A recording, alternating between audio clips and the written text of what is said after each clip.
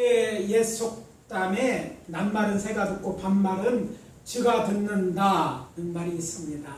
아시는 것처럼 아무리 비밀이 하는 말도 세어나기 쉬우니 말을 항상 조심하라는 뜻입니다. 신앙인으로서 신앙 생활을 해가는 것, 특히 인생을 살아감에 있어 말에 대해 꼭 알아두어야 할 것이 있습니다. 그것은 우리가 믿고 섬기는 하나님은 우리가 하는 말을 들으신다는 것입니다. 사람들이 만든 우상은 있고 귀가 있어도 말하지 못하고 듣지도 못합니다. 그렇지만 여호와는 다릅니다. 입을 지으시고 귀를 지으신 분이기 때문에 말씀을 하시기도 하시고 우리의 대화를 듣기도 하십니다. 그런데 말을 조심하는 것보다 더욱 중요한 일은 신앙인으로서 어떤 말은 해서는 안 되고 어떤 말은 자주 해야 하는 말이 있다는 것을 아는 것입니다. 우리 교회는 오늘을 한국교회의 오랜 전통에 따라 맥주 감사절로 지킵니다. 하나님께서 지난 반년 동안 우리에게 베풀어 주신 은혜를 헤아려 하나님께 감사하는 날입니다. 그래서 저는 마치 특별한 날 특식을 준비하듯이 감사에 관한 하나님의 말씀을 준비하는 가운데 봉독한 본문을 중심으로 하지 말아야 할 말과 해야 할 말이라는 제목으로 주께서 우리에게 주시는 메시지를 전하고 은혜를 나누도록 하겠습니다. 오늘의 첫 번째 메시지입니다. 하나님을 원망하지 마라. 따라봅시다. 하나님을 원망하지 마라. 오늘의 첫 번째 본문은 우리가 잘 아는 것 같이 이스라엘 자손이 하나님의 은혜로 구원을 받아 출애굽하여 약속한 땅 가나안으로 나아가기 시작한 지 얼마 되지 않았을 때 일어난 일입니다. 이스라엘 온 회중이 애굽을 떠나온 지 정확하게 30일째 되는 날 저들은 신광에 이르렀고 거기서 저들은 먹을 양식 때문에 모세와 아론을 원망한 것입니다. 본문 2절입니다. 이스라엘 자손 온 회중이 그 광야에서 모세와 아론을 원망하여 저들의 원망 소리를 통해 저들이 왜 모세와 아론을 원망한 이유를 알아보도록 하겠습니다. 본문 3절입니다. 이스라엘 자손이 그들에게 이르되 우리가 애굽 땅에서 고기 가마 곁에 앉았을 때와 떡을 배불리 먹던 때에 여호와의 손에 죽었더라면 좋았을 것을 너희가 이 광야로 우리를 인도하여 내어 이 온 회중이 줄여 죽게 하는도다. 그리고 이어지는 4절입니다. 그때 여호와께서 모세에게 이르시되 보라 내가 너희를 위하여 하늘에서 양식을 비같이 내리니 백성이 나가서 일용할 것을 날마다 거둘 것이라. 이같이 하여 그들이 내 율법을 준행하나 아니하나 내가 시험하리라. 우리는 오늘 본문을 통해서 주시는 영적 메시지를 찾아내기 위해 먼저 말씀의 행간을 속에 감춰진 사실을 확인해 보도록 하겠습니다. 말씀 각 절마다 이제 있잖아요. 절 가운데 쓰이지는 않지만 우리가 알 수 있는 이야기를 말하는 것이죠. 행간에 있다는 메시지라는 것은 먼저 본문 1절입니다. 애굽에서 나온 주 둘째 달 15일이다. 이 말씀에서 우리는 이때는 저들이 라암셋을 출발한 지 한 달, 곧 30이 지났을 때임을 알 수 있습니다. 출애굽기 12장 6절에 보면 이스라엘 자손이 첫 번째 유예를 지킨 날이 첫째 달, 즉 열나흘째 14일 해질 때입니다. 그리고 저들이 라암셋을 떠난 날이 그 밤이 지나고 아침이니까 15일입니다. 그리고 당시 고대 이집트 달력으로 한 달은 30일이기 때문에 이런 것을 알 수 있는 것이죠. 그리고 저들이 너희가 이 광야로 인도하여 내어 온 회중이 줄여 죽게 하는도다라고 말하며 모세와 아론을 원망한 것을 보아 저들이 출애굽할 때 급하게 만들어 가져온 식량이 있죠. 그게 뭡니까? 무교병이라고 알려진 누르검지 부어낸 땅, 곧 맞자가 다 떨어졌다는 얘기예요. 오늘 우리가 유월절 만찬하면서 우리가 유월절 하가다 통해서 아는 것처럼 맞자를 가지고 실제 이제 맞자를 갖고 성만찬 의식을 했어요. 이스라엘에서 직구한 거죠. 이렇게 먹으면서 맛잘했는데 그 양식이 다 떨어졌다는 거예요. 즉 저들의 원망은 빵 때문에 모세와 아론을 원망한 것입니다. 그리고 이스라엘 자손 회중의 애굽에서 이끌어낸 것은 모세의 지도 아래 이루어지긴 했어도 실상 애굽으로 돌아가기 싫다는 모세를 애굽에 보내 저들을 이끌어내시는 분이 누구십니까? 여호와 하나님입니다. 그래서 오늘 본문에 보면 저들이 나에 대해서 원망한 것이 너에 대해 한 것이 아니라고 얘기하시는 거예요. 하나님은 저들이 이스라엘 자손들이 모세와 아론을 원망했지만 하나님 자신을 향한 원망이라는 걸 알고 계셨다는 것을 우리가 분명히 확인할 수 있는 것인 거예요. 이 사실을 잘 아는 하나님, 그래서 이 문제를 들었을 때, 이 원망을 들었을 때 하나님은 문제 해결을 위하여 하나님이 친히 나선 것입니다. 이 문제를 다룸에 있어서 먼저 짚고 넣어야 할 사건이 있습니다. 그것은 바로 앞장인 15장에 나오는 나라의 쓴물이 단물로 변한 사건이죠. 여기에 처음으로 성경에서 처음으로 원망이라는 단어가 나오기 때문에 우리가 이것을 살펴볼 필요가 있어요. 그렇다면 마라에서 무슨 일이 있었습니까? 이스라엘 자손이 홍해를 건너 수르 광야로 들어가 3일 동안 걸었으나 마실 물을 얻지 못하다가 물 웅덩이를 만났어요. 얼마나 반갑고 했어요. 여러분 중동 지방의 하루는요 엄청 낮에는요 뜨겁습니다. 머리가 탈 만큼 뜨거워요. 그렇잖아요. 적도 부근이기 때문에 그리고 주변에 이제 광야라는 것은 텅 빈 들판이 아니에요. 빈들이에요. 아무것도 없으니까 위에서 내리쬐는 태양에 정말 그 태양 아래에 걸어간다는 것은 쉬운 일이 아니었어요. 그 길을 3일 동안 걸었는데 아니 갈아갈 길이라도요 마실 거 마셔가면서 걸으면 어떻겠어요. 근데 마실 물도 없이 걸으면 땀은 흘리지 그러나 마실 물도 없이 정말 목이 말랐을 것입니다. 그런데 눈앞에 물 웅덩이가 보내는 거예요. 얼마나 반갑겠어요. 오늘 우리의 청년들 이렇게 보면 어떻게 했을까요? 아마 장안이 아니라 이제 한겹이 먼저 막 달려갔을 거예요. 그렇잖아요. 목말라 죽겠는데 부모들이 있으면 무슨 소용이 있어. 마실 물도 안 주고 그냥 막 달려가서 어떻게 했습니까? 아마 그냥 엎드려서 그 웅덩이에 정말 얼굴을 묻고 물을 마셨을 거예요. 근데 문제가 뭡니까? 그 물은 써서 먹을 수 없는 물이었어요. 그래서 저들이 이제 하나님에 대하여 원망한 것으로 나와 있어요. 물론 모세에 대해서 원망했는데 이때도 하나님은 그 원망이 자신을 향한 원망으로 들으셨다는 거예요. 중요한 것은 이때 원망이라는 단어 성경에 처음 기록되었다는 거예요. 자, 여기서 정리해 봅시다. 사람이 살아감에 있어서 가장 원초지고 강력한 요구가 무엇입니까? 생존을 위해 음식을 먹고 물을 먹는 일입니다. 다른 것 참을 수 있을지 모르지만 이것은 없어서 아니면 죽는 거예요. 여러분 금식을 해보신 적이 있는지 모르겠어요. 처음 금식할 때 특히 저같이 하루 세 끼는 꼭 먹어야 된다고 생각하고 알고 그렇게 살아온 저에게는 금식이 큰 도전이었어요. 그러나 이제 제가 여러분이 잘 알고 12.12 사태 있을 때 정말 하나님 앞에 가족 구원을 위해 기도하는 것이 있기 때문에 여러 가지는 다 해봤는데 부모를 위해 금식을 안 해봤더라고요. 금식해야 한다고 작정했기 때문에 제대하고 나서 첫 번째 1월 1일서부터 3일까지 이제 금식, 근데 그것도 물도 안 먹고 단식을 했어요. 사실 단식을 하면 5일 이상 단식하면 생명이 위험합니다. 3일을 단식한 거예요. 이 단식을 시작했는데 안 먹으니까 어때요? 위가 편하다고요? 그게 아니라 단식한다고 생각할 때서부터 배가 고프더라고요. 그런 거예요. 금식하는 일이 쉬운 일이 아닙니다. 근데 실제 먹을 것이 없다. 이건 큰 문제인 것이에요. 아니 있는데 안 먹는 것과 없어서 못 먹는 건 다르잖아요.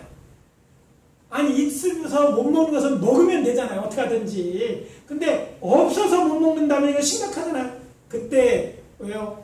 저들에게 물이 떨어지고 양식이 떨어지는 것 이것은 저들이 해결할 수 있는 문제가 아니었고 저들의 갈증은 극에 달았기 때문에 저들은요 저들 입에서 자들의 지도자였던 모세와 아론을 원망할 수밖에 없었던 거예요. 자, 여기서 기억해야 될 것은 이 모든 문제, 저들의 당면한 문제의 근원이 저들의 하나님이라고 생각했지만 하나님에 대해서 원망할 수 없으니까, 그리고 왜 원망할 수 없으니까 기적을 경험했잖아요. 저들의 애굽에 나올 때 10가지 재앙을 통해서 기적을 경험했죠. 저들은 얼마 전에 3일 전에 뭐 했어요?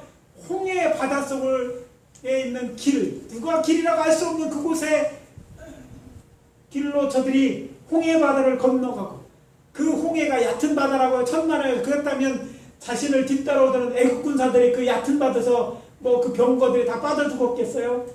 그 깊은 바다인데도 하나님께서 기적을 일으켜서 육축처럼 건너게 하시고 뒤따르던 애국 병사는 다 그곳에 숨어쉬게 죽이셨으니까 이 기적을 체험한 지 얼마 되지 않아서 차마 하나님께는 원망하지 못하지만 모세와 아론은 길을 잘못 들었다고 원망한 것임을 알 수 있습니다. 그렇다면 하나님은 이를 어떻게 생각하셨을까요? 여호와 하나님께서는 하나님이시기 때문에 모세를 향한 원망이 자기를 향한 것을 알고 계셨습니다. 그래서 본문 12절입니다. 내가 이스라엘 자손의 원망함을 들었다. 그래서 하나님은요, 백성들은 모세와 아론을 원망했지만 하나님은 나를 원망함을 들었다라고 말씀하신 거예요. 여기서 생각해야 할 것입니다. 여호와의 말씀이 단순히 여호와 하나님께서 저들이 당신의 대원종을 원망하는 소리를 들었을까 하는 것이 아니라 그들이 이것을 자신에게 한 원망으로 들었다는 것이에요.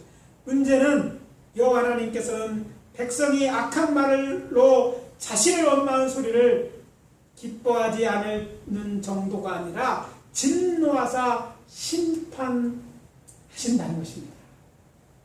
원망은 분명히 할 수 있는 일이라고 생각되죠. 그 정도 되면. 그러나 하나님께 대한 원망은 하나님이 기뻐하지 않는, 아니 그렇게 하나님이 기뻐하지 않는 원망을 했던 사건, 특별히 출애굽 과정 가운데 민수기 11장과 14장을 보면요, 이것이 하나님의 진노를 불러온다는 사실을 알아야 된다는 거예요.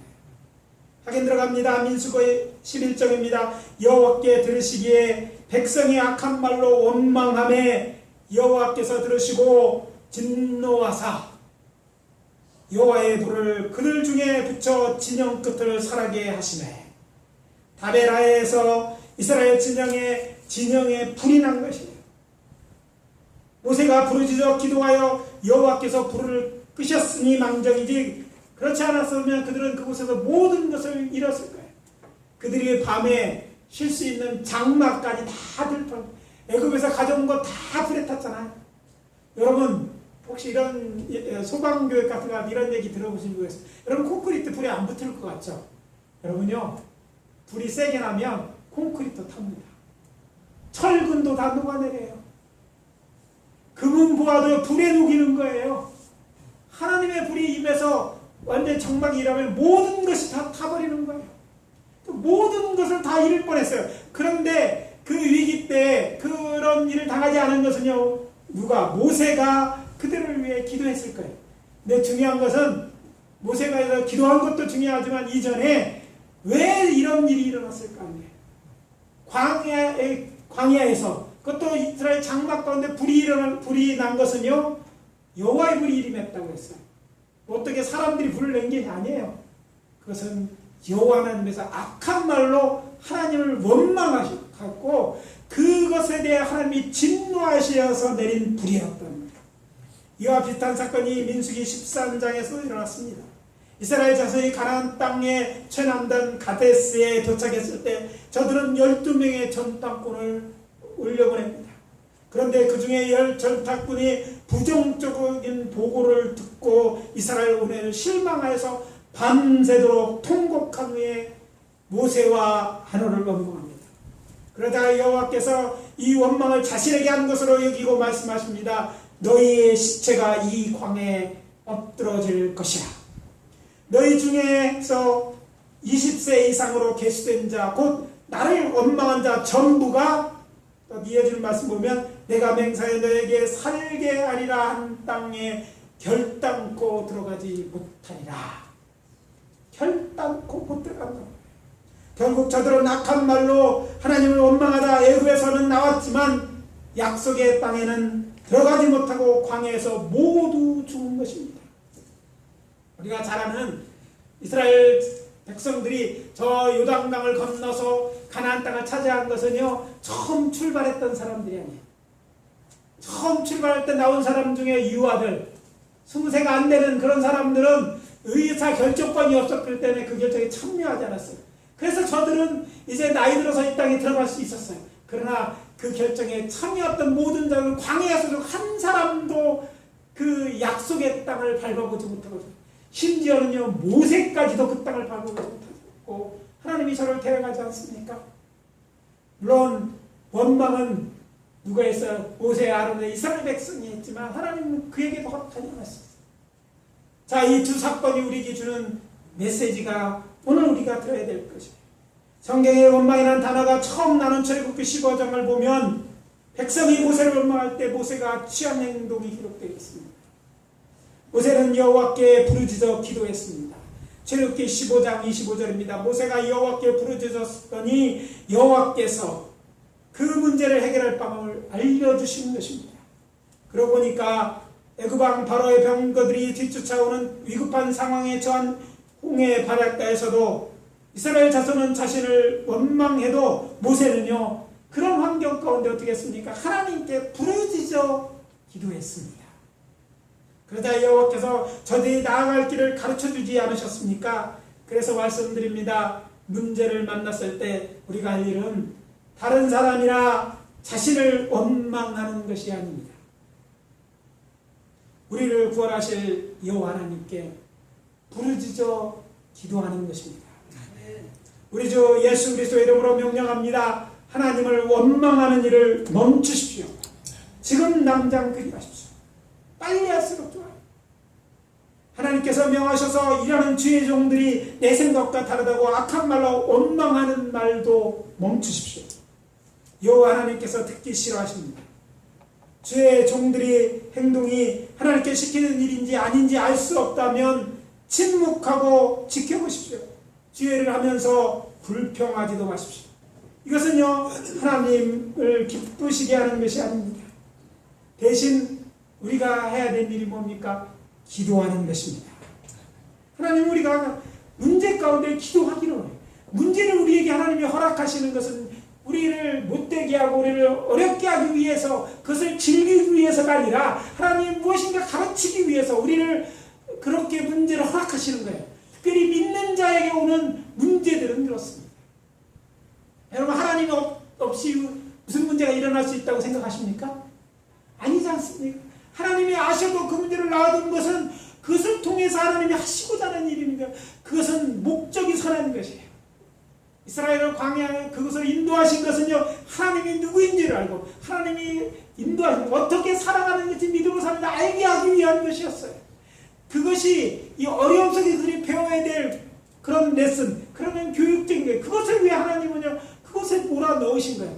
그래서 그럴 때 우리는요 지혜롭게 생각이 돼요.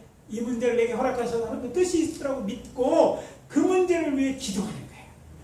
여러분, 인간은요 문제, 폴틀리라는 신학자가 인간은 문제다 하고 말할 만큼 우리는 문제투성이고 문제 가운데 살아갈 수밖에 없어요. 이 땅에 살아있는 날까지, 우리 이 세상을 떠나는 날까지 우리는 이런 세상의 문제에서 자유로울 수가 없어요.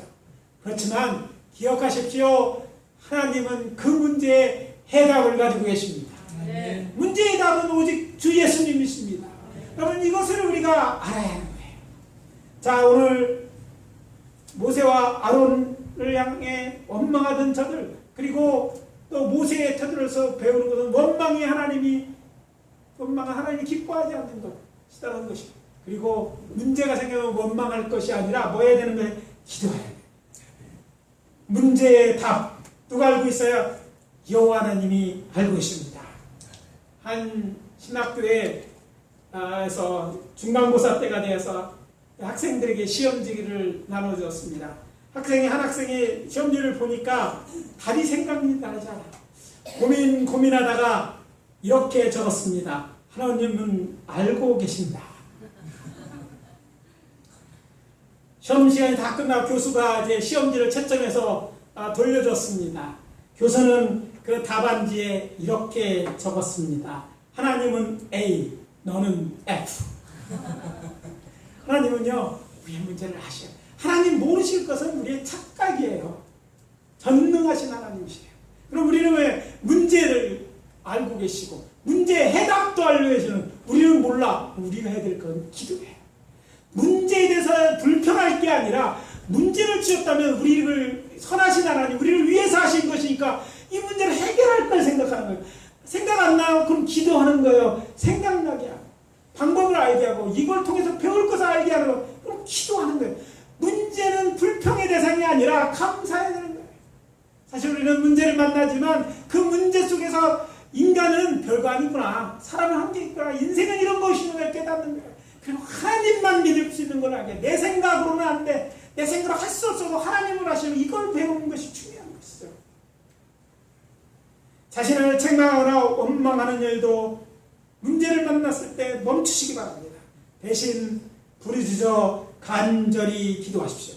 그분이 우리 하나님 아버지가 아니십니까? 좋으신 우리 하늘 아버지이신 여호와 하나님은 자녀된 우리의 기도에 응답하시는 하나님이십니다. 바닷속에 길을 내신 분이 여호와 하나님이 아니십니까? 이 하나님을 믿으십니까? 네. 믿는다면 원망 멈추십시오. 불평도 멈추십시오. 문제 만났습니까? 왜 하나님 나만 미워한다고 얘기하지 마시고 하나님 앞에 엎드려 기도하시고, 기도가 잘 안 되고 힘듭니까? 목사는 언제 써먹으려고 그래요? 이럴 때 목사에게 기도해달라고 해요. 성도들에게 사랑하는 형제, 자매 얘기하지 말고 그때 형제들을 찾을 때 형제님, 자매님 기도해 주세요. 아니 그런 문제를 들었을 때 우리 그들이 형제자매라고 느끼는데 기도해 주시는 거예요. 그렇게 돕고 사랑하는 게 교회인 거예요. 그래서 우리 교회는요, 문제를 만나 그걸 해야 되는데 두려워하거나 그 문제에 따라 불평하고 원망하는 그런 교회가 아니라 우리 교회 성도님들은 문제를 할 때 하나님 앞에 기도하고 서로 기도와 제목을 놔두고 그래서 기도를 통해서 이 문제를 해결하고 하나님을 경험하시는 사랑하는 성도님들 다 되시기를 예수 그리스도 이름으로 축원합니다. 오늘의 두 번째 메시지입니다. 하나님께 감사라. 따라해봅시다. 하나님께 감사라. 하나님께 감사라. 원망과 대조되는 말은 감사입니다. 원망이 하나님께서 듣기 싫어하는 말이라면 감사는 하나님께서 듣고 싶어 하시는 말입니다. 우리가 믿고 섬기는 여호와 하나님은요, 선하시고 인자하신 하나님이십니다. 이것은 하나님의 사랑으로부터 기인된 것이기 때문입니다. 여호와 하나님께서는 계시에 찍은 성경을 통해 자신이 얼마나 선하고 인자하신 하나님이신지 계시하고 계십니다. 문제는 사람들은 성경을 보기 전까지, 아니 하나님을 믿기 전까지 그 사람을 모른 채 살아간다는 것입니다. 계시에 찍힌 성경은 자연조차도 선하신 하나님의 피조물이라고 말합니다. 세상은 우연히 존재하는 것은 아무것도 없습니다. 세상 모든 것들, 그것이 영적인 것들이든지 물질적인 것들인지 하나님에 의해 창조된 것들입니다. 따라서 모든 피조물들은요, 마땅히 창조주 하나님을 경배하고 그리고 그 하나님께 감사해야 마땅한 것입니다. 특별히 하나님의 형상으로 창조된 인간들은 더욱 감사하고 그 은혜를 잊지 말아야 할 것입니다. 우리가 어떠한 존재이고 어떻게 살아가야 하는지에 대해 알려주는 삶의 거울로서의 믿음의 조상 아브라함과 그 약속의 자손 곧 이스라엘을 이야기합니다. 그 이야기가 기록된 곳이 구약성경 제일 앞에 나오는 모세오경입니다. 오늘 본문도 그 두 번째 책인 출애굽기에 나오는 이야기입니다. 그런데 흥미로운 사실은요, 저들도 우리처럼 감사할지 모르는 사람들이었던 거예요. 자, 그러면 우리는 항상 감사합니까? 감사 잘 못하죠. 근데 성경을 깊이 연구해 보면 우리의 믿음의 조상들도 우리가 같았다는 거예요. 저들이 얼마나 감사할지 모를 사람들이었는지 한번 확인해 보도록 하겠습니다. 더도 말고 출애굽기 1장부터 오늘 본문이 기록된 16장까지 저들이 하나님께 감사할 조건을 먼저 찾아보겠습니다. 이스라엘 자손의 형편은 어떠했습니까? 출애굽기 1장 12절 14절 보면 애굽 사람들에게 학대받고 저들이 시키는 어려운 일, 곧 흙 이기는 고 벽돌을 굽고 또 농사의 여러 가지 일을 엄하게 시킴으로 일은 고되고 그들의 생활은 힘들고 매우 어려웠습니다. 일만 고되고 힘든 것이 아니었죠. 바로는 산파들에게 사나이가 태어나면 죽이라 산파들에게 명령했을 때가 바로 그때예요. 이렇게 되자 이스라엘 자손은요 고된 노성으로 말미암아 어떻게 합니까? 탄식하며 부르짖어 기도하였습니다. 여호와 하나님께서 그들의 고통 소리를 들으시고 이제 아브라함과 이삭과 야곱에게 세운 자신의 언약을 기억하사 저들을 구원하기로 작정하시고 모세를 택하여 그에게 능력을 주어 바로에게 보내어 저들을 애굽에서 이끌어내어 주셨어요. 이 출애굽기 앞의 내용이 그런 거예요. 여기서 우리는 여호와 하나님께 저들의 기도를 들으심부터 감사해야 될 제목인 거예요. 어려운데 어려울 때 기도했잖아. 근데 하나님이 들으신 거야. 그럼 감사할 일인 거였죠. 하나님은 듣고 가만히 계신 게 아니라 듣고 그들을 위해서 일하시잖아. 이것도 감사한 일이잖아. 뭐 세상 얘기를 다 듣고 계신다고 다 응답하시는 거 아니잖아요. 들으시고 우리를 위해 일하신 거예요. 하나님 자신이 아니라 하나님이 우리를 위해 일하신 거예요. 모세는 바로에게 가서 여호와의 명령대로 이적을 보며 이스라엘 자손을 애굽 땅에서 내보라 말합니다. 그렇지만 모세가 이런 말을 했을 때 바로는 이 말을 듣고도 이스라엘을 내어주지 않습니다. 아니 완강하게 거절. 히브리의 종들을 다 애굽에서 내어보라는데 그것이 쉽겠습니까? 당시 종들은 돈이었어요. 그래서 노동력이었어요. 나는 아무것도 안 돼. 저들이 하는 대로 다 하나 도와주는데 이들을 다 내보내면 그걸 누가 해야 돼? 백성들이 해야 되는 거예요. 이 원망이 온 백성으로 들을 일인데 왕도 기뻐할 일이 아니었어요. 아니 건물을 짓는데 빌딩을 짓고 성을 건축하는데 누가 했습니까? 히브리 노예들이 했잖아요. 근데 그런 노예들을 다 내보라니 이거 바로로서도 들어주기 어려운 힘든 얘기했다는 거예요. 그러자 이제 하나님이 일을 하기 시작합니다. 어떤 일? 저들을 바로로 하여금 애굽 사람들로 내어보내도 일하지. 그게 무슨 일을 애굽 사람들에게는 재앙이었어요. 몇 가지 재앙? 10가지 재앙을 내리셔요. 한 가지 할 때마다 점점 애굽 사람들과 왕을 배운 바로나 신하들은 저들을 내보내야 될 수밖에 없다고 생각하게 되잖아요. 왜? 그렇지 않으면 망할 것 같이 여겨졌잖아요. 그 일을 누가 하셔서? 하나님께서 하셨어요. 그리고 그 마지막 재앙이 뭡니까? 사람이든지 짐승 장자들을 다 죽이는 거예요. 끝까지 말을 안 들으니까 하나님은요 각 집안의 처음 난 자, 첫 자자, 장자를 죽이는 거예요.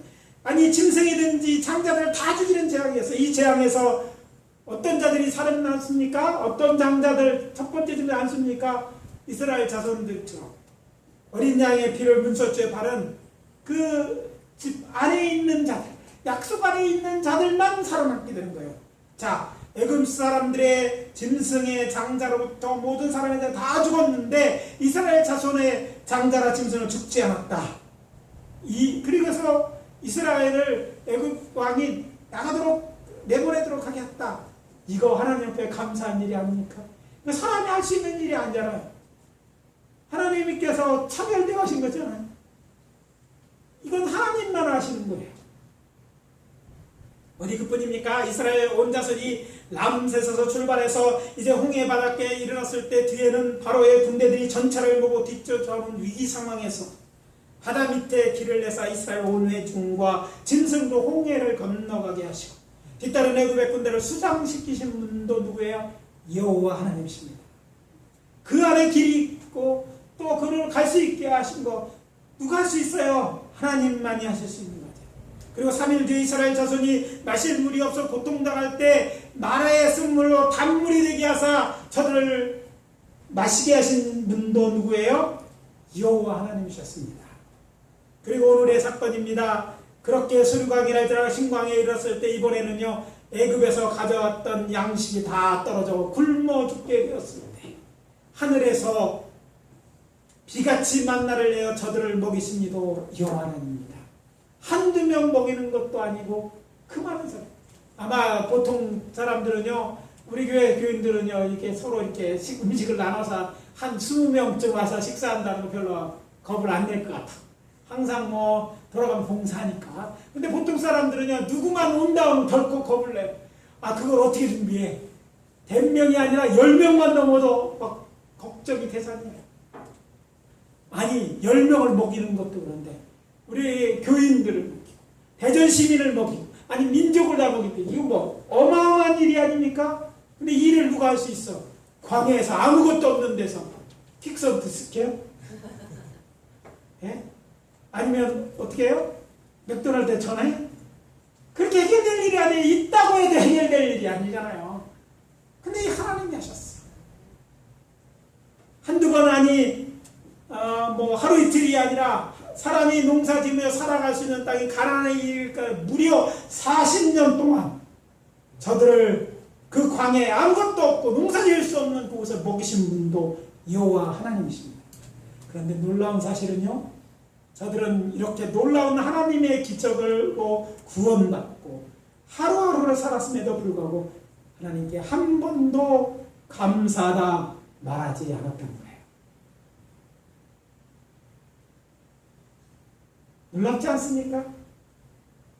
아니, 아시는지 들어보셨는지 모르겠습니다만 더욱 충격적인 사실은 있습니다. 그건 출애굽기뿐만 아니라 모세의 전체를 보더라도 사람이 은혜를 베푼 여호와 하나님께 감사한 기록에 한 구절도 나오지 않다는 것입니다. 아마 몰랐을 거예요. 아니, 이럴 수가 있다니 다들 놀라셨을 것입니다. 그렇다면 혹시 하나님께서 감사하는 것을 원하지 않는 것이 아닌가 의심하는 분이 계실 것입니다. 그렇지 않습니다. 여호와 하나님께서는 당신의 백성 이스라엘이 자신이 베푼 은혜를 기억하고 감사하기 원하셨습니다. 그 증거가 되는 것이 절기제정입니다. 절기장이라고 부르는 레위기 23장을 보면 성회를 열라고 명령하신 여호와의 절기 중에서 유월절과 칠칠절, 초막절 그리고 초실절은 하나님께서 저들에게 베풀어 주신 은혜를 기억하고 감사하는 절기가 틀림없습니다. 7가지 절기 중에서 적어도 4가지 절기는 분명하게 그렇다는 거예요. 유월절, 이스라엘의 해방 기념절이잖아요. 해방을 감사하는 절기. 칠칠절, 초막절, 그리고 초실절 모두 추수 감사절과 관련이 있습니다. 그리고 6월절로 되면은 무교절의 첫날은요, 보리의 초실절이 들어있어요. 그러니까 6월절 절기도 사실 보리의 초실절이 있기 때문에 추수감사절 관련이 있는 거예요. 그로부터 50일 뒤에 지킨 칠칠절, 오순절은 이스라엘의 주식인 미래의 초실절입니다. 감사의 절기라는 말입니다. 출애굽기 24장 14절에 여호와께서 매년 3번 4개의 절기를 지키라고 하신 절기를 직감적으로 추수와 관련이 있다는 것은 저들에게 먹을 양식을 주신 여호와 하나님을 기억하고 감사하신 것으로 이해해야 한다는 것이죠. 여호와 하나님께서는 말이 아니라 제물을 드리고 절기를 지킴으로 감사를 표현하게 하셨지만 이는 감사하는 마음을 표현하는 방법의 문제일 뿐입니다. 여호와 하나님은요, 우리가 우리 입술로 감사함으로 당신의 베푸신 은혜를 표현하기를 기뻐하십니다. 여러분요, 하나님께 감사해 보십시오. 하나님이 얼마나 기뻐하시는지. 감사하면 할수록요, 감사할 제목이 더 생깁니다. 감사하면 할수록, 하나님께 감사할수록 여러분의 힘이 생기고, 하나님의 놀라운 기적이 경험되는 것들이 믿어지고, 하나님의 놀라운 역사가 경험되어지는 거예요. 감사는 하나님을 기쁘시게 하기 때문에 하나님이요, 자동적으로 감사하는 자를 위해서 이끄신 거예요. 이스라엘 자손들이 3대 절기 때마다 예루살렘 성전에서 암송했던 찬양시가 있습니다. 시편 113편에서 118편에 할렐이라고 부르는 것이죠. 근데 이 할렐 중에 제일 마지막 편인 118편은 이렇게 시작됩니다. 여호와께 감사하라. 그는 선하시며 그 인자심이 영원합니다. 이제 이스라엘은 말하기는 그의 인자심이 영원하다 할지어다. 그리고 다윗 왕 때 성가대장이었던 아삽의 시인 10편 50편 23절은 말씀입니다. 감사로 제사를 드리는 자가 나를 영화롭게 하나니 그의 행위를 옳게 하는 자에게 내가 하나님의 구원을 보이리라. 감사하는 자를 구원하시겠다. 감사하는 자를 위해서 내가 일하겠다. 그러니까 일하는 것이고 또 그것을 경험하고 그렇게 노래하는 것입니다. 그래서 우리 주 예수 그리스도의 이름으로 명령합니다. 선하시고 인자신 여호와 하나님께 감사하십시오. 이제 오늘 말씀을 마무리합니다. 하나님이 싫어하시는 여호와 하나님과 주께서 세운 제도를 원망하기를 멈추십시오. 대신 주께서 기뻐하시고 선하시고 인자하신 하나님께 감사하십시오. 범사에 그리하십시오. 문제를 만났을 때 그래하고 또 기도하십시오. 여호와께 감사하라. 그는 선하시며 그 인자하심이 영원합니다. 원망을 멈추고 하나님께 감사하라. 이것이 맥주 감사절로 지키는 오늘 우리에게 주는 여호와 하나님의 메시지입니다. 기도하겠습니다. 아버지 하나님, 주의 은혜와 사랑을 감사합니다. 내가 맥주 감사절 여러 가지 물질로 또 헌신원 앞에 감사하겠지만 무엇보다 감사로 하나님을 영원롭게 하는 저희들 되게 하시니 되고 이 말씀 주셨으니 감사합니다.